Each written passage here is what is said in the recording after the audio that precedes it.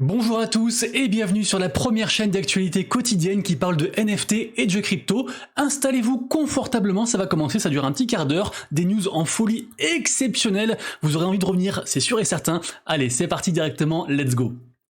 Évidemment aussi bien sûr, comme toujours, avant qu'on commence, si le format que je fais tous les jours pour vous vous plaît, n'hésitez pas à vous abonner à la chaîne, activer la cloche, il y a des vidéos tous les jours évidemment, et aussi bien sûr le petit commentaire, le petit pouce en l'air, merci à tous, ça fait super plaisir. Et aujourd'hui j'ai un projet très sympa à vous proposer, ne faites pas attention aux quelques secondes de lag au début de la vidéo, parce que j'ai enregistré hier avec mon PC ramé, mais en tout cas du coup je vous laisse profiter de ce nouveau projet. Le partenaire de la vidéo du jour aujourd'hui c'est Synapse, Synapse S2EIN-A2PS, et c'est je pense un projet qui devrait vous plaire. En effet le projet est entièrement gratuit, et en fait c'est un wallet tracker, donc ça va vous dire en fait ça va suivre l'évolution de votre portefeuille sur différents écosystèmes, comme par exemple Ethereum ou Polygon, mais là où il se différencie des autres wallet trackers, c'est qu'ils incorporent une mécanique qui est de plus en plus utilisée dans tous les secteurs, je parle de la gamification. En effet, sur l'application Synapse, d'ailleurs rien à voir, mais je viens de faire le rapprochement entre Synapse et Synapse, du coup les réseaux neuronaux, et du coup en fait là je vais vous expliquer qu'on va matérialiser notre investissement, notre wallet sous forme de ville en fait, et du coup les synapses c'est comme des villes dans le cerveau, vas-y je pars trop loin. Bref, je vous montre ça en direct, parce que évidemment une démo vaut 1000 explications, donc deux modes différents, soit vous vous loguez directement sur le site, via vos réseaux sociaux, via une adresse mail ou un truc comme ça, ou directement en wallet, sachant que je précise, pas besoin de se doxer, pas besoin de KYC, rien du tout, il n'y a aucun souci par rapport à ça. Donc là du coup je mets mon wallet, je fais generate, là du coup je suis en mode gratuit pour essayer, donc pas besoin de me loguer, et donc là j'ai ma ville en fait, là donc moi mon wallet, le wallet que j'ai rentré ici en fait il ressemble à ça, et ce qui est intéressant c'est que si je veux, en fait je peux carrément minter mon wallet, donc pour ce faire il faut cliquer sur Claim City, donc évidemment avant je vais me loguer, parce que sinon ça marchera pas. Je précise bien sûr que en fait comme tout wallet tracker, vous n'avez pas besoin de donner d'autorisation sur vos assets en fait. Le site Synapse n'a pas pour vocation de manager vos assets, il veut juste du coup savoir quels assets sont détenus par quel wallet, et comme ça après pouvoir entre guillemets matérialiser du coup la ville comme on disait juste avant. Donc voilà, du coup là je suis logué au site, on voit donc ma ville NFT sous vos yeux ébahis, elle est magnifique évidemment. Je précise aussi bien sûr que le wallet tracker gamifié est en early stage, donc c'est encore très récent. Rejoignez bien du coup leur réseau pour vous renseigner du coup sur les avancements du projet, parce qu'il y a des choses à gagner aussi, et que le projet est sympa en tant que tel. Sachez qu'il y a aussi des tournois qui sont organisés, donc chaque semaine je crois qu'il y a 5 tournois par semaine, un truc comme ça, en tout cas c'est très régulier. Il y a aussi de l'argent à gagner pour les tournois, et en fait c'est assez marrant, c'est qu'en gros ils vont vous allouer des tokens fictifs, vous allez faire du coup votre portefeuille, et après en fait vous allez concourir contre les autres qui font aussi le tournoi, et évidemment les gagnants remportent de l'argent. Donc du coup checkez tout ça, il y a aussi un leaderboard, donc vraiment projet à surveiller. Évidemment aussi white paper pour ceux qui veulent aller plus loin. Sachez que le projet est français, enfin français, je sais pas si on peut dire ça comme ça, parce qu'en fait le projet il est corse. Alors du coup Corse, est-ce que c'est français? Je ne sais pas, dites-moi dans les commentaires, mais on va dire que le projet est français, il est aussi soutenu par pas mal de, de groupes. J'ai vu qu'il y avait la BPI, des choses comme ça, je vous montrerai directement ici.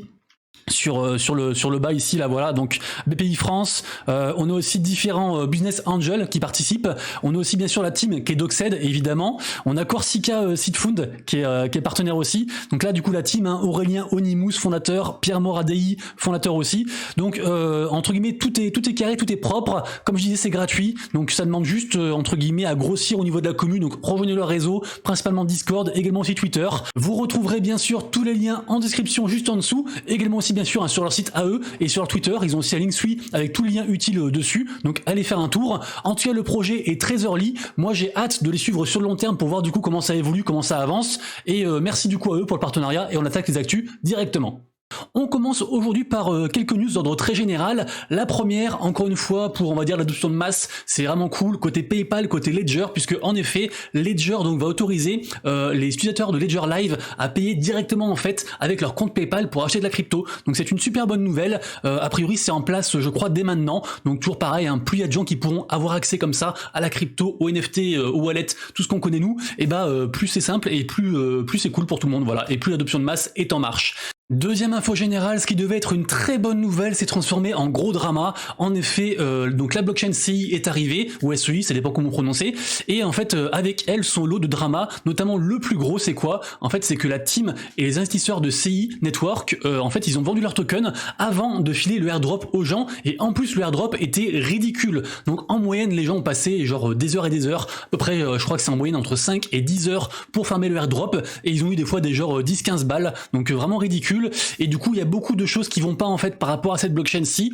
Après voilà, à la base c'est une blockchain axée plutôt trading, ça nous concernera peut-être un petit peu moins pour le côté NFT, quoique hein, j'ai quand même vu qu'il y avait des projets qui commençaient à poindre. Pour ceux qui sont intéressés par tout ce qui est nouveau écosystème, on a beaucoup parlé de Base qui est sorti aussi dernièrement, il y a quand même aussi des projets à suivre dessus, et du coup bah pour CI sera pareil, aussi quelques projets NFT qu'on peut suivre. Ceux qui sont intéressés, je vous ai trouvé un petit thread de la part de Curvata qui recense les marketplaces principales, et en fait c'est souvent grâce à ces marketplaces qui mettront en avant en fait certaines collections NFT que vous découvrez du coup les projets du moment. Donc n'hésitez pas du coup à faire un petit tour. Il y a environ 8 marketplaces différentes sur CI à l'heure actuelle, dont aussi certaines marketplaces qui sont communes à Aptos et Sui aussi. Donc vous verrez tout ça. Troisième info aussi générale, c'est bien sûr l'arrivée du Shibarium. Alors une fois de plus, ça devait être une très jolie info, et au final c'est encore une fois un autre drama. En gros, si vous voulez, le Shibarium c'est un layer 2, c'est une nouvelle blockchain qui a été faite donc par les fans, par la Shiba Army, hein, par les fans du Shiba, avec du coup plein de promesses du style plein d'applications, des jeux, des métaverses, vraiment un truc fait pour les Shiba lovers. D'ailleurs, petite digression, moi il y a un projet que j'aime beaucoup qui s'appelle Shiba Eternity, c'est le projet qui est ici, c'est un jeu de cartes. Allez faire un petit tour, hein, c'est dispo du coup sur téléphone, hein, sur Google Play et l'App Store, et forcément du coup avec l'arrivée du Shibarium, le côté l'indice social en fait a augmenté. Donc c'est un projet je pense intéressant. Il y a quand même des projets intéressants, mais en fait globalement ce qu'on reproche à CI, c'est pas pardon à CI, à Shibarium, c'est pas les projets qui sont dessus, en fait c'est le lancement en tant que tel, parce que en effet même un des mecs qui est derrière le projet en fait a avoué qu'ils avaient fait de la merde. Notamment on a je crois 1,8 million de dollars qui ont été bloqués en fait, ça s'est mal fait au niveau des bridges, et donc voilà ça a donné 1,8 million de dollars bloqués en ETH. C'est assez fou, surtout que ça partait bien, il y a quand même eu 21 millions de wallets qui ont été créés sur la testnet. Franchement le truc était super hypant, super hypé, et du coup bah qu'est-ce qui se passe, c'est que le token Shiba du coup il a chuté, il a perdu je crois environ 8%, mais voilà, ça reste le début, souvent il y a des soucis, bon là c'est un gros souci, mais j'ai quand même envie d'y croire, et comme je disais tout à l'heure, il y a quand même des projets assez intéressants. Donc là le Shiba il est quoi, il est toujours en train de descendre, donc bon on verra comment ça se passe, ça reste aussi un gros écosystème, et évidemment aussi il y aura des NFT du coup sur Shibarium, donc ça reste à surveiller. Ensuite on va reparler encore une fois, je pensais pas devoir en reparler, on parle des NFT de Trump, une fois de plus, puisque rappelez-vous donc il y a eu plusieurs collections, il y en a eu deux, ça a commencé en décembre 2022, ça a explosé, ça a très bien marché, à la base ça coûtait 100 balles, et en fait ça donnait des avantages comme par exemple avoir un call Skype avec Trump, ou alors je sais pas aller au resto avec lui, avoir une partie de golf, des machins comme ça. Donc du coup il y avait l'image de Trump plus des avantages liés à sa personne directement, et le truc c'est qu'en fait là on voit plein d'articles qui nous disent qu'on a une boîte de surveillance, ça s'appelle Arkham, qui dit que le wallet de Trump a sur lui en fait 2,8 millions de dollars en Ethereum. Alors du coup c'est pas vraiment vrai, c'est pour ça que je voulais quand même revenir dessus, parce que au début je voulais pas en parler, parce que si vous voulez ça fait au moins je sais pas 6 mois qu'on est au courant qu'il y a plein d'argent en fait sur ce wallet. Forcément en fait c'est le wallet de la collection, et la collection a rapporté plus de 5 millions de dollars, donc ça fait du coup très longtemps qu'on est au courant, il n'y a pas de souci par rapport à ça, et on savait que du coup l'argent resterait dessus. Ce que les gens n'ont pas vraiment compris en fait, surtout pas mal de gens qui ont relayé la news, c'est qu'en fait si vous voulez c'est pas le wallet de Trump, ou alors en tout cas officiellement ça l'est pas. Ce qui se passe en fait c'est que il y a une boîte en fait qui s'occupe du wallet, qui s'est occupée du coup de la collection, qui a demandé en fait à pouvoir utiliser l'image de Trump. Alors évidemment il y a forcément de l'argent en dessous si vous voulez, mais toujours est-il que ce wallet n'appartient pas directement à Trump, il appartient à une boîte qui gère du coup la collection, qui gère du coup les avantages, qui reçoit les royalties, etc., etc. Donc évidemment, on pense bien que Trump est au courant du coup des agissements de cette société, et qu'il est pro-crypto, mais du coup c'est pour l'instant faux de dire que ce wallet appartient à Trump, et voilà, c'était juste pour revenir là-dessus. On enchaîne directement. Allez, ensuite ça, c'est encore une fois la saga des Gods. Il y a un drama une fois de plus, puisque on a un des cofondateurs en fait de des Gods. Des Gods, je vous rappelle, un gros drama, une des plus grosses collections NFT, qui était top 1 sur Solana, qui est parti sur Ethereum, qui a cartonné, et dernièrement ils ont annoncé la saison 3, et ça a été le début du FUD, le début de la peur. erreurs, beaucoup de maladresse, et du coup le floor price qui s'est écroulé, c'est un gros divisé par deux, et du coup au cœur de la tempête, qu'est-ce qu'on a? On a donc un des cofondateurs de DeGods qui décide en fait de partir, d'abandonner en fait l'aventure des Gods. Alors le truc c'est que lui il dit que c'est pas du tout une décision en fait qui a un rapport avec les récents événements, c'était une décision qui était mûrement réfléchie depuis longtemps et qui a été prise début juillet, mais en tout cas elle s'avère, elle prend acte si vous voulez au pire moment, donc vraiment c'est une sale histoire. Et d'ailleurs il y a toujours encore la menace,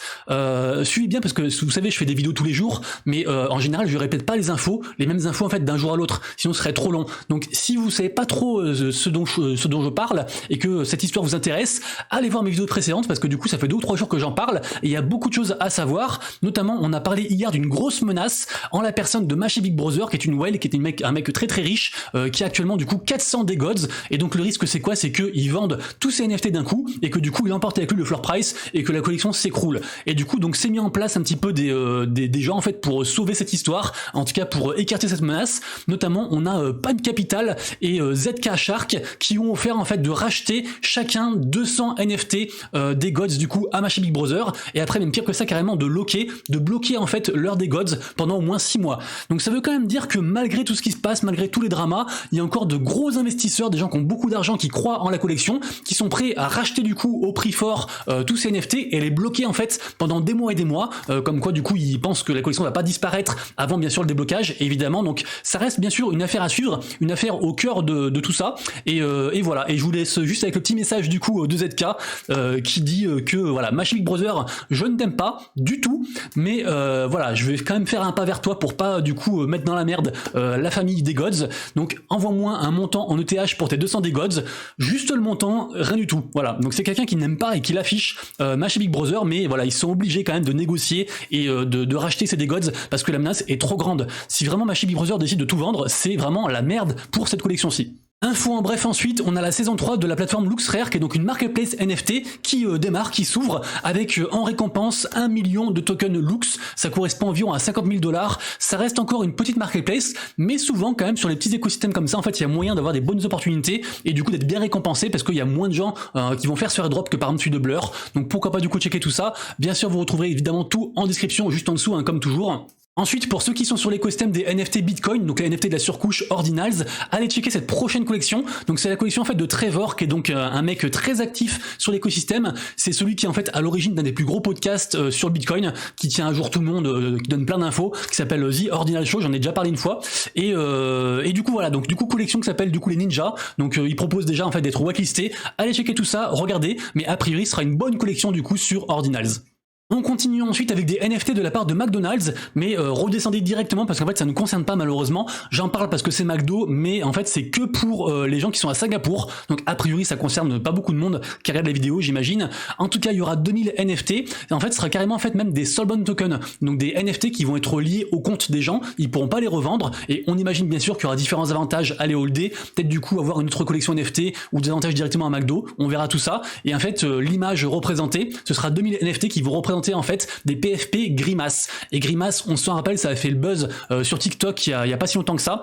C'était il y a environ, je crois, 2 mois, 2-3 mois, un truc comme ça. Et McDo justement en avait parlé. Donc voilà, on verra où ça va. Mais ça reste McDo, donc je vous en parle. Mais en vrai, du coup, pour nous, bah, comme je disais, hein, malheureusement, on n'est pas concerné une fois de plus. Une jolie information ensuite concernant l'outil, le très puissant outil NFT Inspect, qui je vous le rappelle est un des top outils en fait pour tout ce qui est data NFT, mais pas directement que sur des collections NFT, ça va vous indiquer aussi par exemple, je sais pas, les top tendances au niveau des influenceurs, des médias, etc.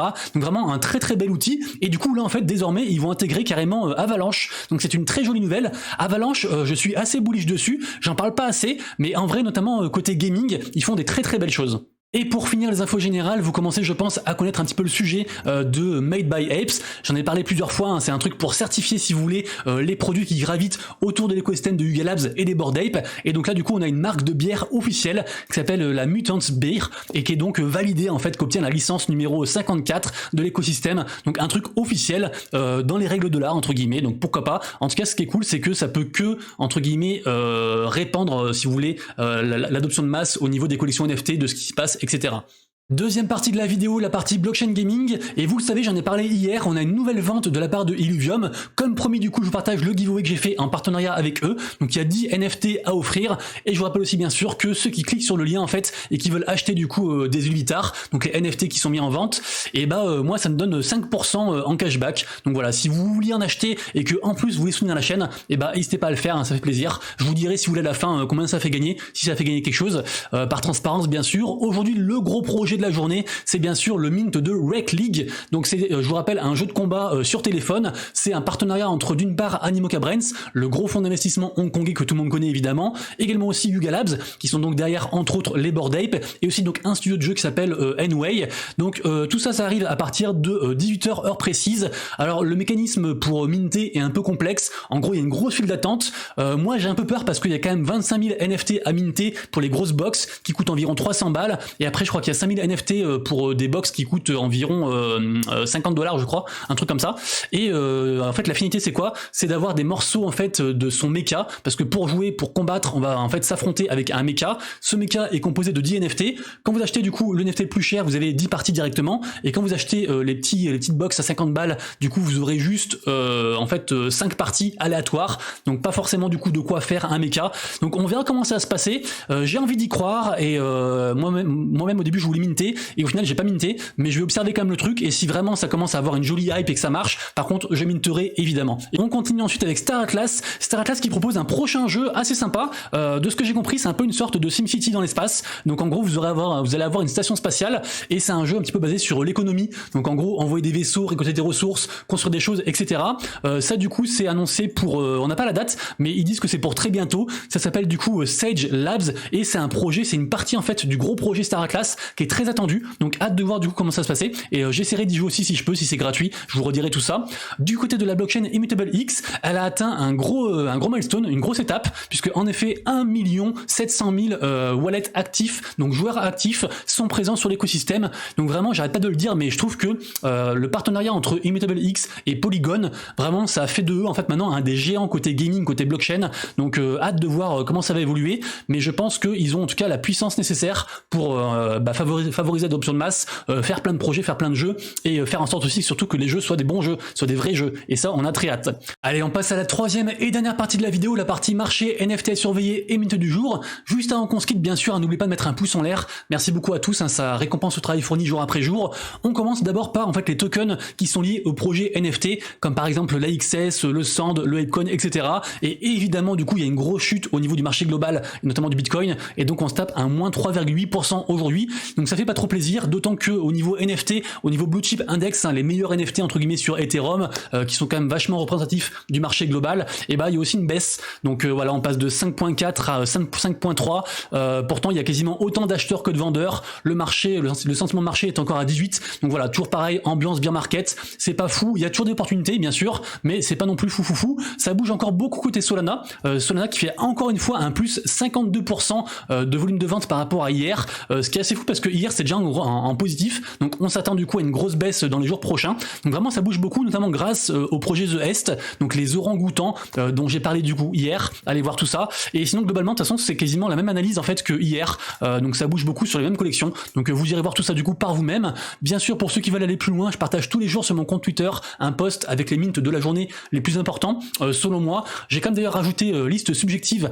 par rapport à mes goûts, parce qu'en fait je mets pas volontairement en fait tous les mints du jour. Il y en a environ je sais pas une vingtaine par jour différents sur plein d'écosystèmes, il y en a sur Elrond, il y en a de partout. Donc moi je mets que ceux que j'aime bien moi, ceux que je trouve pertinents par rapport au volume, à la team. Je fais une rapide analyse, un rapide survol. D'ailleurs je peux aussi me tromper, des fois je vais mettre une collection ici et en fait ce sera une grosse bouse. Donc du coup c'est juste une indication en plus pour vous aider. Donc vous retrouverez du coup tout ça directement, et sachez que c'est pareil du coup aussi pour la partie à surveiller. C'est par rapport à des projets que je trouve cool, notamment voilà, je trouve ça incroyable que le projet Grapes ait encore fait un rebond comme ça à 0,63 ETH. Le projet qui a son token backé par Animoca Brands, c'est un gros délire. Je trouve que pour ma part il y a une opportunité sur On-Chain Monkey parce qu'ils continuent à faire des belles choses et ils sont redescendus à un ETH. Voilà, du coup je vous partage différents projets.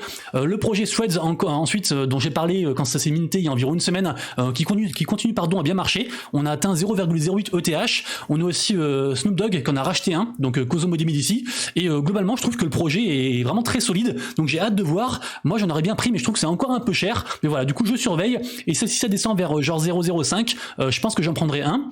Ça ensuite, c'est un projet qui a bien marché. Alors le truc c'est que du coup je suis un peu extérieur à ça, mais pour info en fait sur ce projet-ci, de ce que j'ai vu, le mint en fait c'est passé, enfin ça a coûté 0,12 ETH, c'est monté jusqu'à 0,5 ETH, donc quasiment un x4, et même plus qu'un x4, et là c'est redescendu à 0,27, donc je pense que ça reste un projet à surveiller, donc à voir comment ça se passe du coup ce projet-là. Ça s'appelle du coup The Boys of Summer, de l'artiste Mitchell F. Chan, et des fois comme ça en fait on a des projets qui explosent, et on sait pas trop pourquoi, donc ce projet fait partie du coup de ce clan-là, et comme quoi il y a toujours de belles histoires, même en bear market. Ensuite on a une très jolie vente qui a été faite sur un Ringers. Je vous rappelle que les NFT artistiques ça marche toujours très bien, alors ils marchent pas tous hein, mais il y a toujours des collections qui marchent de fou, c'est assez incroyable. Donc la vente a été orchestrée par la maison de vente aux enchères Sotheby's, et le NFT s'est vendu du coup pour quasiment 200 000 balles, donc le Ringers numéro 59, assez incroyable. Et on terminera avec du coup aussi une collection sur Solana que j'aime bien, je la connais pas trop, mais ça fait un moment que je la vois. On parle ici des Galactic Geckos, qui deviennent donc officiellement